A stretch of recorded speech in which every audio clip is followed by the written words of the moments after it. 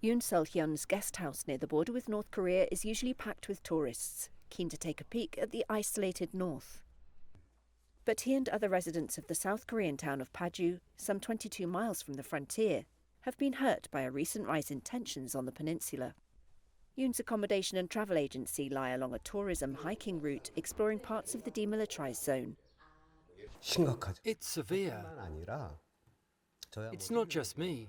I'm just running a small-scale business, and most people in the region are involved in agriculture. However, there are many people who work in businesses related to DMZ peace tourism. Essentially, the number of tourists has recently decreased. North Korea sent hundreds of balloons carrying trash and excrement across the heavily fortified border last week, sparking emergency alerts and round-the-clock media coverage in its neighbour.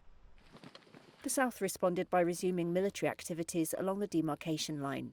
Seoul has not ruled out the return of loudspeakers to blast propaganda at the border with the North.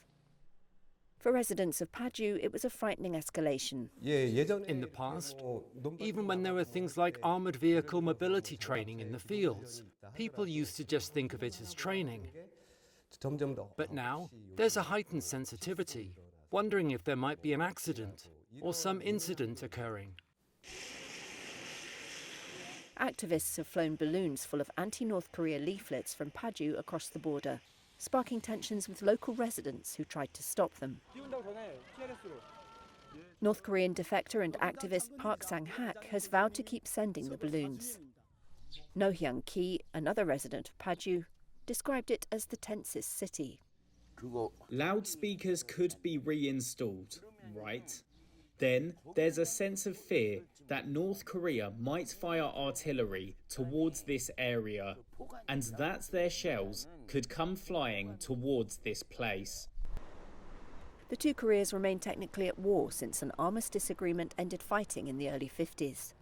Their militaries face off across the border.